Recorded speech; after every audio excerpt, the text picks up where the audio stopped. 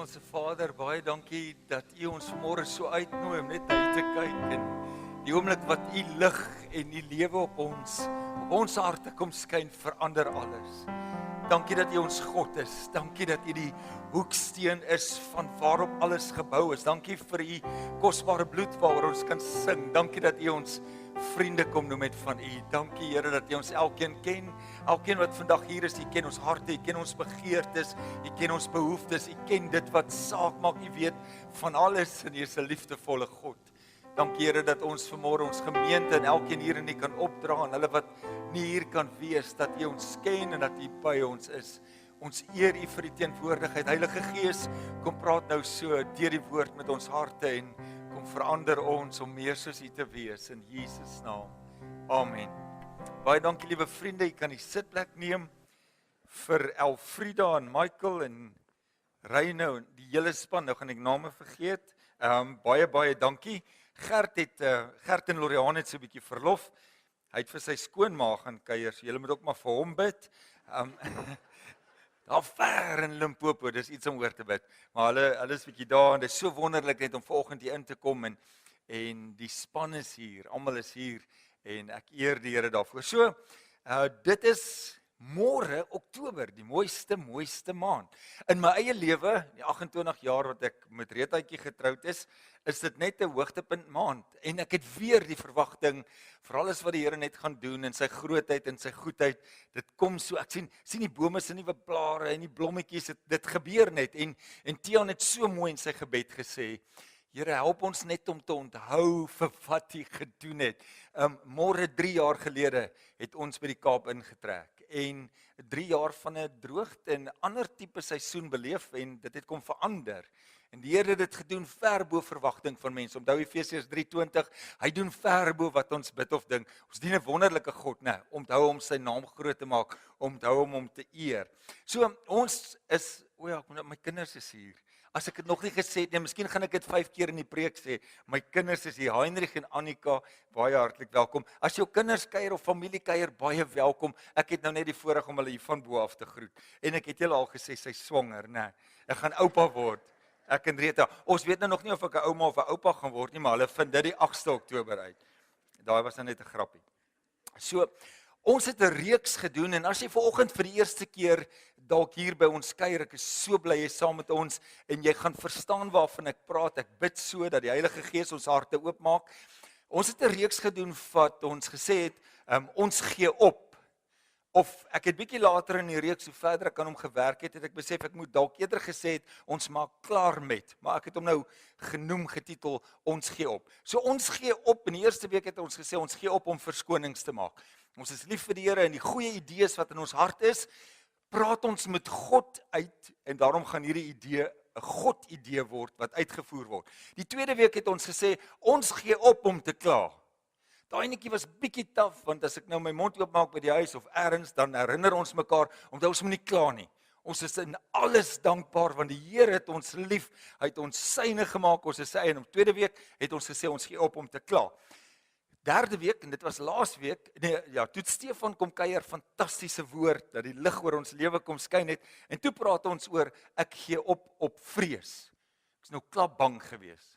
Niks maak my nie bang nie, want die Here het my gegee 'n gees van krag, van liefde en selfbeheersing. So Nico, wat nou operasie moet gaan hierdie week, jy hoef vir niks bang te wees nie, die Here het vir jou gegee krag, liefde en selfbeheersing. Onthou julle laas week het hy vir my 'n hotdog gebring na diens.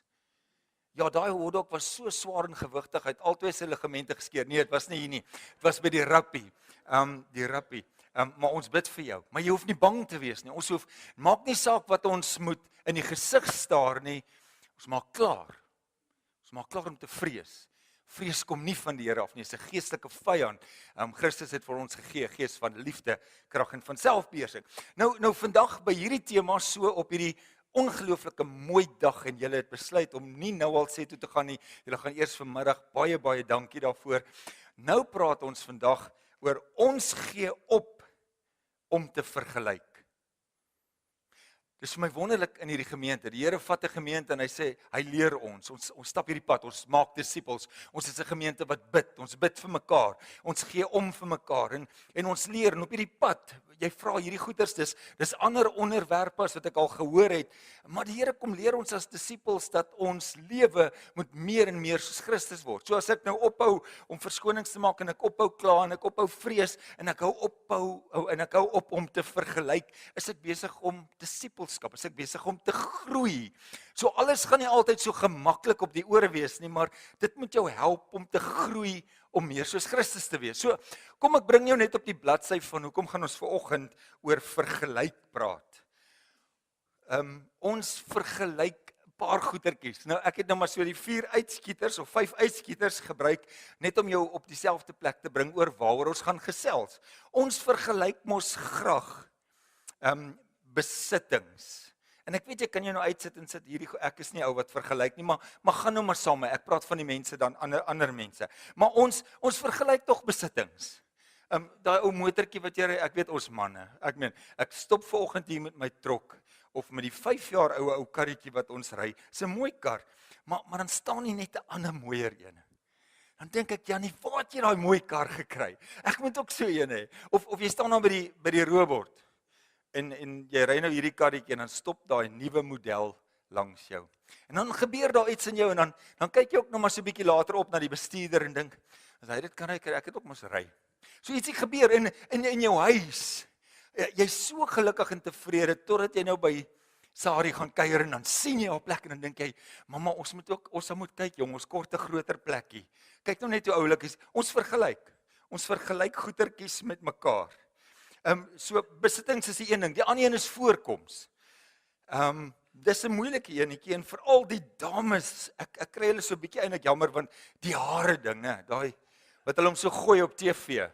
Dan het hulle hom gewas met VO5 en dis glans en jy sien hierdie glans en dis net so mooi en jy was al vir maande, maar joune blink nie soos daai meisies se nie. En jy kyk die hare so uit. Ek weet die hare is nogal 'n ding in ons huis. Rita is 'n natuurlike gryskop en almal wil haar grys hare hê, maar dis die hare wat Jesus vir haar gegee het. Hulle lyk net so en dis haar kroon. Maar ons vergelyk maar. By ons mans is dit nie eintlik 'n kwessie nie, is baie meer 'n kwessie van het jy hare of het jy nie. En dan is jy ook maar tevrede. Ons is nou baie meer, as ek nou Nico se six-pack gehad het, of daai armpies, ek het hulle nou nie, maar ek het ander goetertjies nou weer, daar. En dan die derde een, ons vergelyk ook maklik met optrede, performance, né?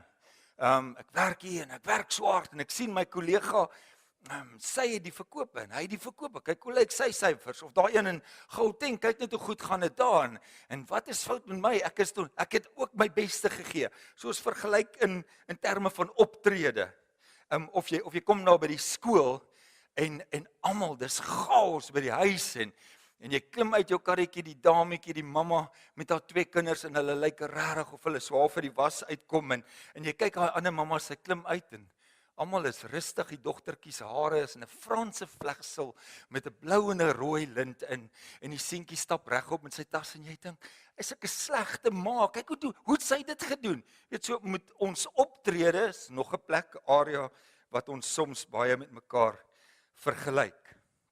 En dan so laaste enetjie net so uitskieter op die vergelyk is omstandighede, né? Jy wens jy is getroud, ek wens nou ek het nou daai man of daai vrou, ek kan nie glo sy het hom gekry nie. Kyk die man wat sy gekry het, waar ek tog die laastes is gevat. Always the bridesmaid, wat is daai een, never the bride, en dan begin jy vergelyk en wat het ek verkeerd gedoen, wat gaan in my lewe aan, of jy kyk mense van jou ouderdom, jou vriende, saam jy op skool, saam gestudeer, en kyk waar is hulle nou, kyk wat ry hulle, kyk waar bly hulle, en wat het van my geword, wanneer gaan die Here nou vir my en my lewe ook 'n breek gee? Ons vergelyk. Ergens op hierdie paadjie is daar 'n plek wat ons vergelyk. En hierdie enetjie het ek sommer nou net so in die einde ingegooi, en nou deesdae is dit nou nog 'n groter uitdaging, want as jy op sosiale media is, en jy is dalk op Facebook, of Instagram, of een van daai plekke, dan sit moeilik. Want nou kyk jy, want al die Facebook foto's is mos daai, tada, oomblikke, kyk ons is by die see, kyk wat eet ek. En nou vergelyk jy, ons is nie by die see nie, ons het nie daai huisie nie. Papa, ons het lanklaas uitgeëet, kyk wat eet hierdie mense by die Grendel vandag. En wat gaan aan in ons lewe? Dis heeltyd net vergelyk, want jy sien dit, dis voor jou, dis in jou gesig. Die feit dat ons vergelyk, vat eintlik die denke van alles in ons lewe beïnvloed dit. Elke faset van ons lewe kom raak dit ons eintlik, of ons dit wil erken of nie. Nou, die Here is vir my net so amazing. Ek vra altyd vir die Here, wanneer ek besig is met 'n gedagte, bevestig dit vir my, praat met my. So in die week, dan gebeur dit net. Ek sien dinge en ek hoor, en nou ry ek met Marigin se karretjie ergens hierdie week in die straat op, en ek is op die radiostasie wat sy laaste gekies het, ek weet nie wat dit is nie, maar Jack Sparrow sing toe. Jy dink jy's cooler as ek. Ek's 51, ek het hom nog nooit deurgeluister nie, maar ek het so dit geniet. Ek het gedog, as hy nou sou terugstap, ek dink hy was hier op skool, dan het ek hom nou vanoggend gevra om 'n liedjie te kom sing, want daai liedjie sou die preek opsom. En jy moet hom nie eintlik hoor nie, want as jy dink jy's cooler as ek, dan sing jy hom die heeltyd. En daar's nou baie goed wat ons nou nie in die kerk sou sê nie, maar al daai goeters is so waar. Jy dink jy's cooler as ek, kyk jou kar, al daai goeters. So Jack Sparrow sou vanoggend nou die preek gehaal het, of ten minste die item kon gesing het, maar oor laat my kinders hier is, gaan hulle sing. Het ek genoem my kinders is hier, en hulle is swanger, en hulle gaan sing. Goed, waarom haat God vergelyking? So nou moet ons baie ernstig raak. Die vraag is, waarom haat God? En ek gebruik die woord haat, sodat jy die erns van hierdie woord kan hoor. God hou nie daarvan dat ons vergelyk nie. So, ek gaan 3 plekke uit die woord van die Here gebruik, dat sy lig net vir jou kom skyn oor, hoekom moet ek opgee op vergelyk? En dan wat gaan ons doen daaraan? Hoe gaan ons antwoord op die woord van die Here dat ons nie vergelyk nie? So die eerste ene, wat kan ek doen? Wat sal my help dat ek nie meer vergelyk nie? Waarom haat God dat ons vergelyk? En die eerste ene is, daar's nie baie volgende nie. Dit maak die tevredenheid wat ek in my eie hart het, kom maak dit dood. Dit maak die gelukigheid, die tevredenheid wat ek het, kom maak dit dood, dit kom raak dit aan. Die apostel Paulus sê dit so mooi. Hy sê in 2 Korintiërs 10 vers 12, sê hierdie woorde, ons waag dit nie om ons in te deel of te vergelyk met sekere mense, wat hulle self aanbeveel nie. Hulle het regtig nie insig nie. Hulle meet hulle self aan hulle eie maatstaf en vergelyk hulle self net onder mekaar. Nou jy moet gou hoor wat Paulus hier sê. Kom ons maak net gou hierdie versie so 'n bietjie uitmekaar uit. Hy begin in die vertaling wat ek gelees het en al die ander is min of meer daar. Hy sê, moet dit nie waag nie. Nou dink gou 'n bietjie, as jy die woord gebruik, pappa, mamma, enige iemand, jong man, as jy vir 'n ou sê, moet dit nie waag om oor daai streepie te trap nie. Daai woordjie het oomf in. Nee, hy het oomf in. Moet dit nie waag nie. Moet dit nie waag om daai ding van my te vra nie. Moenie waag om daai ding te doen nie. So Paulus is baie ernstig oor hierdie saak. Hy sê, moet dit nie waag nie, want Paulus weet, as jy dit gaan waag om te begin vergelyk, dit steel van jou vreugde, dit kan in jou huwelik steel, dit kan in jou verhoudings met mense steel, dit kan jou vrede kom steel. Moet dit nie waag. Paulus gebruik hierdie ernstige woorde. En dan sê hy nog iets verder. Hy sê, mense wat vergelyk, nou hier's een van daai wat ons nou nie graag wil hoor nie, hulle het so 'n bietjie 'n gebrek aan insig. Kom ons vertaal hom gou-gou so 'n bietjie. Hulle is 'n bietjie stadig, hulle is nie so slim nie. Hulle is eintlik 'n bietjie dom. Mense wat vergelyk, hulle verstaan nie so lekker nie. Sien, hier's 'n baie belangrike ding wat Paulus vir ons sê. Die sukses wat ons behaal, of as ons sukses wou beskryf, dan gaan dit nie oor of ek minder waardig is en of iemand ander beter is as ek nie. Dit is nie 'n balanseerskaal nie. Maar dit gaan oor wie is ek, wie Christus my wil hê. Want baie keer maak ons 'n prentjie op van wat ek wens ek was, maar Paulus sê, wees tevrede met wie jy is in Christus. Want dit is nie dat ek moet kyk wie's beter as ek, wie's minder waardig, wie doen dit anders as ek nie. Paulus sê, moet dit nie waag om jou te vergelyk nie, want die sukses gaan nie oor wie ek wens ek is nie, maar oor wie God wil hê dat ek moet wees. So wat gebeur as ek vergelyk? Ek skep, en ek noem dit nou maar, wat is die woord wat ek soek, 'n ligkasteel. Ek bou 'n ligkasteel. As ek nou sy hare gehad het, of sy sixpack gehad het, of as ek haar persoonlikheid gehad het, as ek net Het julle gesien waar sy werk? As ek haar posisie gehad het in die lewe. Het julle gesien hoe kan sy met mense kommunikeer en sy so gemaklik? As ek net dit gehad het, wat is ek besig om te doen? Ek bou 'n prentjie van iets of iemand wat nie bestaan nie, want ek bou my eie mensie bymekaar en ek wens dat ek eintlik daai ligkasteel kan wees en alles het wat hy het of sy het, maar dis nie ietsie wat bereikbaar is nie. Want God wil hê ek moet wees wie hy my gemaak het, sy droom oor my lewe en nie wie ek eintlik wens ek was nie, maar net wie God my gemaak het. Nou ek weet net weer op 'n ligter noot, ek dink regtig vrouens kry nogal meer swaar met dit. As jy deesdae daar in daai laaste ry wat ek my finale shopping doen, so in Spar, Woolworths het nou net gesonde goed, so ek doen nie meer daai nie, maar Spar het lekker goeitertjies so. En dan kom jy by die tydskrifte.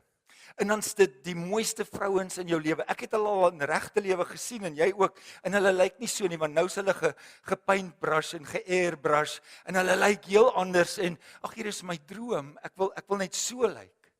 Want die wêreld skep so beeld van vergelyk jou net met dit en as jy dit kan bereik, dan gaan jy gelukkige mens wees en dit is so nie die waarheid nie.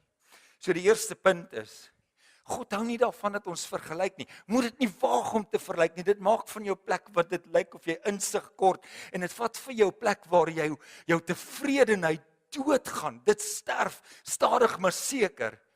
Want God wil eintlik net hê jy moet wees wie hy jou gemaak het om te wees. So die tweede een, dit was die eerste. Die tweede een is ons moet nie vergelyk nie want vergelyk maak ons trots.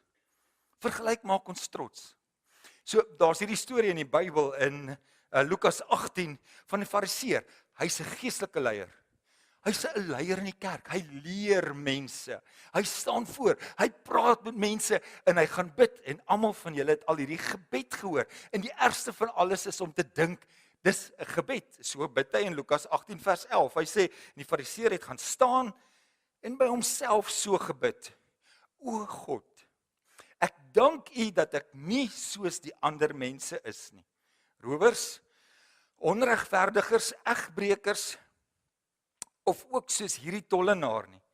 Ek vas 2 keer in die week en ek gee my 10des van alles wat ek kry. Dis vergelyking op sy beste. En dis erg, dis 'n skande, so in die gebed terwyl ek met die Here praat. Hoe kan hierdie man dit doen? Gelukkig doen ons dit nie. Maar ons doen. Ons doen dit waarskynlik nie in 'n gebed nie, maar kom, ek bring jou net gou daar. Ons doen dit baie keer sommer so in ons gedagtes. En dalk het jy nou al ergens so in die winkel gestap en dan hoor jy iets gebeur. Klink soos 'n tornado of iets wat afgaan. En is 'n gegil op die hoogste pieke van 'n noot wat jy kan hoor en jy loer om die rak en daar lê 'n klein dogtertjie wat 'n vloermoer, wat is daai ding? Ja, wat 'n tantrum gooi. En sy gooi hom en sy skreeu en jy stap so weg, jy dink, daai ma, my kinders sal dit nooit doen nie. Ek kan nie glo sy laat dit toe nie. Dat sy nie haar kinders kan opvoed nie. So ons bid dit nie, maar ons sê dit dalk so soms. En dit het al met my gebeur terwyl ek in Marie gaan ry en ek kyk daai ouens so en ek sê vir haar, ek kan nie glo daai klomp rook nie. Weet hulle nie dat hulle tempel, 'n liggaam van Christus is nie? Sy gee vir my nog 'n McDonald's cheeseburger asseblief. Dankie dat ek tog net nie soos hulle is nie. Wat eintlik gebeur wanneer ons vergelyk, ons verloor die tevredenheid wat ons eintlik kan ervaar in Christus. En ons raak hoogmoedig, ons raak trots. C.S. Lewis het dit so mooi geskryf. Ek mos mal oor C.S. Lewis. Hoor hoe sê hy? Ek hou daarvan. Hy sê, "We say that people are proud of being rich or clever or good looking, but they're really not," he says. They're proud of being richer, cleverer or better looking than others. If everyone else becomes equally rich or clever or good looking, there would be nothing to be proud about. Dit sit nogal vergelyking op 'n ander plekkie. So, jou gou weer op die bladsy te bring en dit is 'n warm somersoggend in die Kaap, die dag voor die mooiste maand. Ons kan nie vergelyk nie. Want as ons vergelyk, maak dit tevredenheid in ons hart dood. Ons kan nie vergelyk nie want dit maak ons trots. Dit sit ons op 'n plek wat ons lelik raak en lelik praat. Ons kan ook nie vergelyk nie want dit maak ons die derde ene haatdraande mense, mense wat met 'n grief leef. Kom ek vat jou gou na die woord van die Here, die 3de gedeelte in 1 Samuel 18. Kom ons lees hom saam. Julle ken ook die storie. Toe Dawid teruggekom het nadat hy die Filistyn Goliat verslaan het en Saul hulle op pad was huis toe, het die vroue van al die dorpe van Israel uitgegaan om te sing. En die danseresse het koning Saul tegemoet gegaan met tamboeryne en 3-snarige musiekinstrumente en met gejubel. En die vroue het gedans en gesing. Saul het sy duisende verslaan, maar Dawid het sy 10.000e. En daaroor het Saul hom vererg, sê een vertaling. Dit het hom nie geval nie en hy het gesê, aan Dawid het hulle 10.000e gegee en aan my duisende. Die koningskap sal ook nog syne word. En van toe af het Saul vir Dawid gewantrou, en as jy die storie verder gaan lees, raak wantroue, gaan dit oor na haatdraandheid en al hoe erger. So kom ek bring dit gou weer vir jou op die prentjie. Dawid, 'n jong man wat Goliat die vyand kom verslaan, en Dawid doen dit as wie? As getroue volgeling van die koning. Hy dien hom. Hy doen alles wat hierdie koning vra. Hy stap saam met hom 'n pad. As Saul oorwin word deur die bose en neem van hom besit, dan is Dawid daar met sy harp en hy sing 'n liedjie of hy speel 'n liedjie en die vrede van die Here kom in die plek. Dis die Dawid van wie ek praat, en kyk wat gebeur. Die vroue kom sing, o Saul, jy het duisende verslaan, maar o Dawid, jy het 10.000e verslaan. En dit verander Saul se hart. Die gevaar, as jy begin vergelyk, dan gebeur daar iets in jou hart. Jy begin die goedheid en die guns wat God oor iemand anders uitstort, hou jy nie van nie. Jy hou nie daarvan dat God se heerlikheid oor iemand anders skitter nie, maar daar gebeur 'n tweede ding. Jy mis die seën en die heerlikheid van God in jou eie lewe. Jy sien dit ook nie meer raak nie, want kom ons kyk dit gou-gou. Saul is woedend. Hierdie man het hom al die jare ondersteun. Hierdie man is by hom. Hierdie man het die vyand kom verslaan en Saul is kwaad.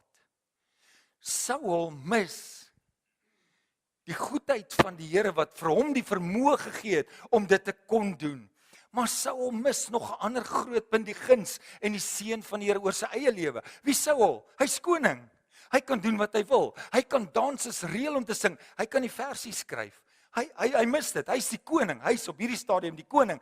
Hy mis die guns en die heerlikheid van God wat oor sy eie lewe skyn, want hy sien dit nie raak nie as gevolg van die feit dat hy nou al hierdie dinge sien wat gebeur.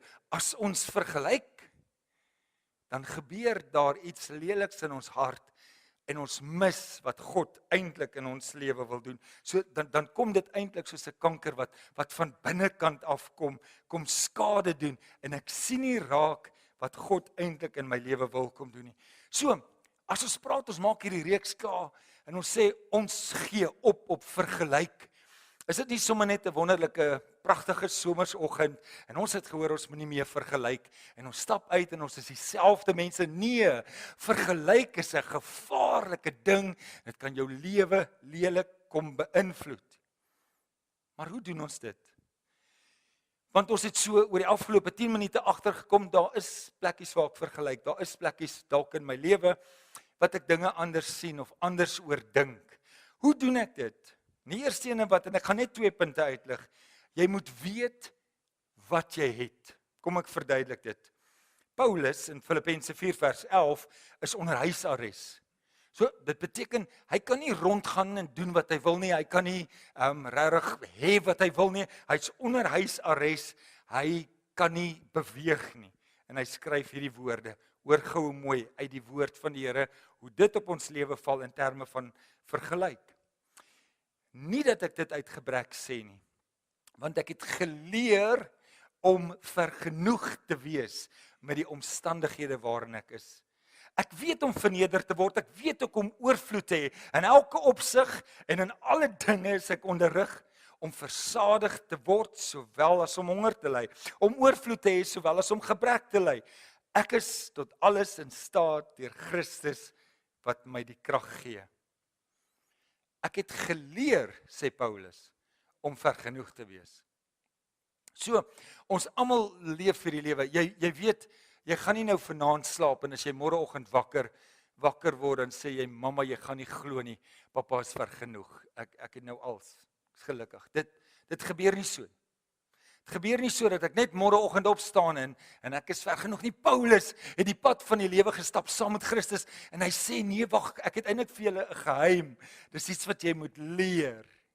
Dis iets wat jy moet ontdek, dis iets wat jy moet ervaar. Nou ons lewe in hierdie lewe en ons weet wat gebeur. Liewe vriende, liewe volgelinge van Christus, dis elke dag 'n stryd tussen lig en duisternis. En ek is so bly Tiaan het dit so mooi gebid.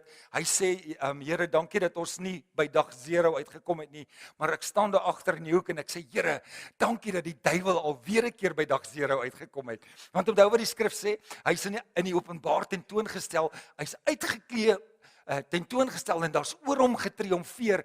Hy het verloor. Maar hy kom en hy bring daai gedagtegies.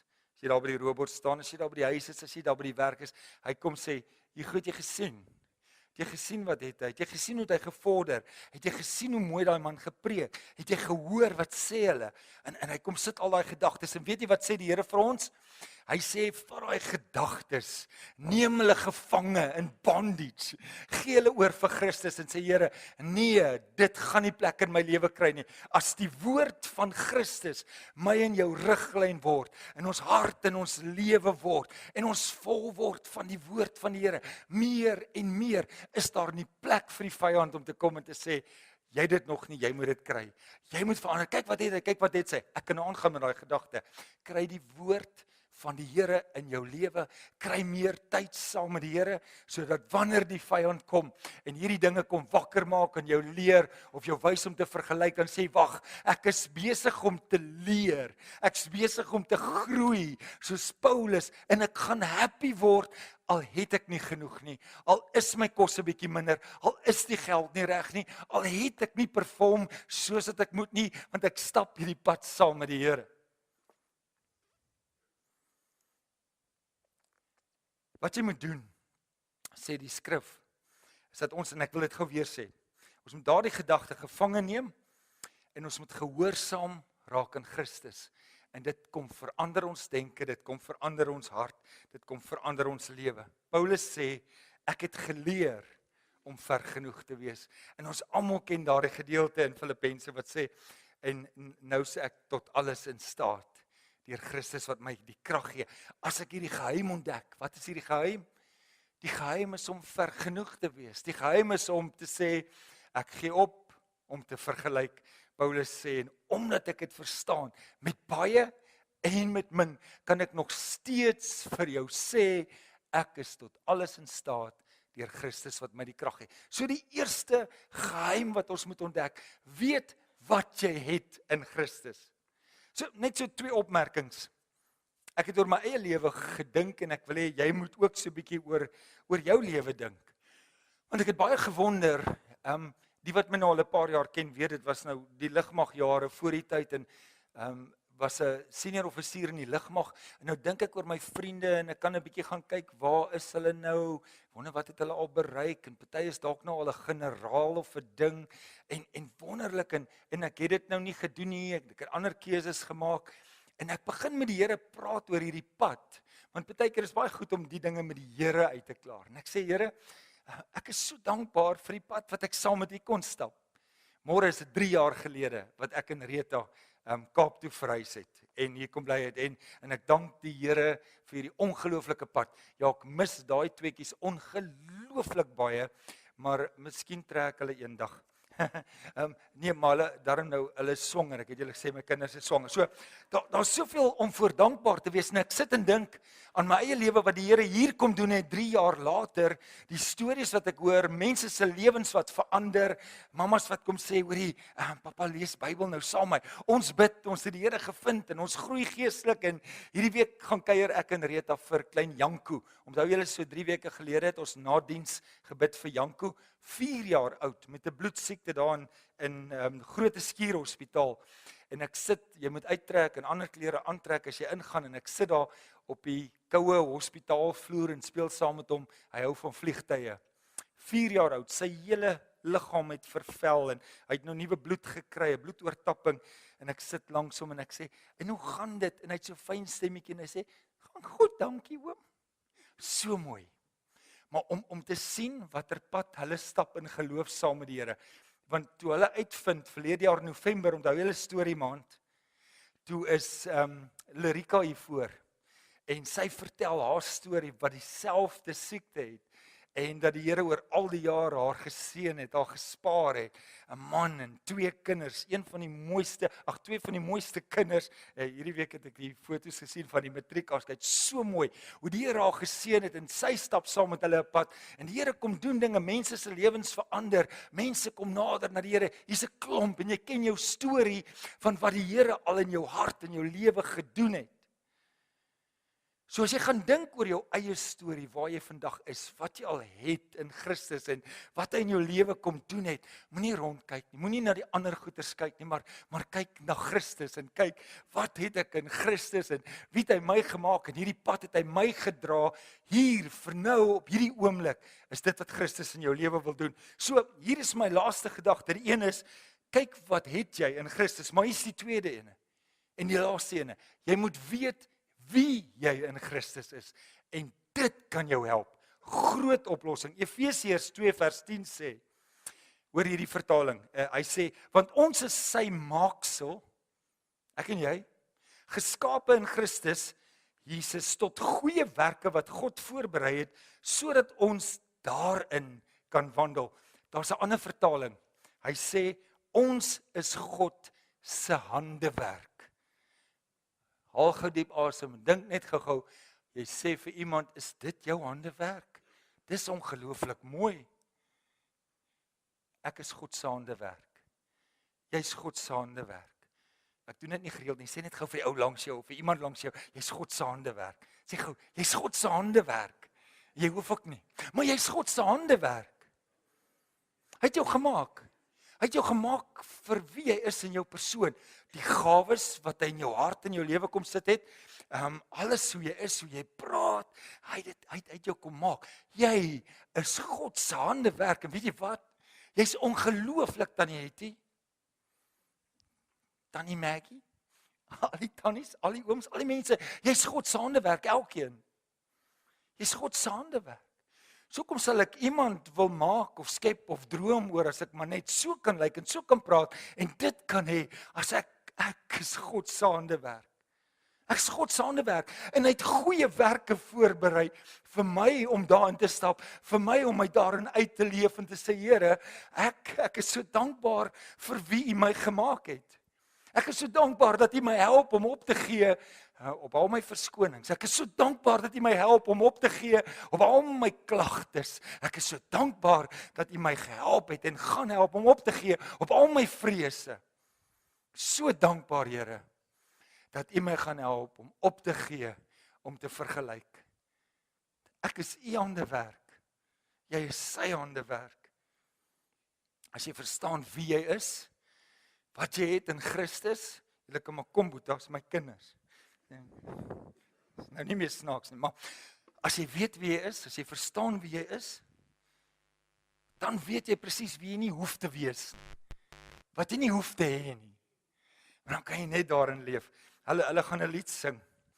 En hierdie lied praat van die Here wat my uit donker in kom haal en His glorious day kom sit. Jy sien, as jy verstaan om klaar te maak met daardie goed, bereik jy 'n plek wat jy in die vreugde en die heerlikheid van die Here leef, net vir wie hy jou gemaak het, hoe hy jou gemaak het, want jy is sy handewerk, jy is sy maaksel. Kom ons geniet net hierdie lied wat hulle vir ons sing. I was buried beneath my shame, and who could carry that kind of weight? It was my tomb till I made, and I was breathing but not alive. Thank you, Jesus. And all my failures I tried to hide. It was my tomb till I met you. You called my name and I ran out of that grave, out of the darkness into your glorious day. You called my name and I ran out of that grave, out of the darkness into your glorious day. Amen. And now your mercy has saved my soul. Now your freedom is all that I know. The old made new, Jesus, when I met you, you called my name and I ran out of that grave, out of the darkness into your glorious day. You called my name and I ran out of that grave, out of the darkness into your glorious day. I needed rescue, my sin was heavy, the chains break at the weight of your glory. I needed shelter, I was an orphan, now you call me a citizen of heaven. When I was broken, you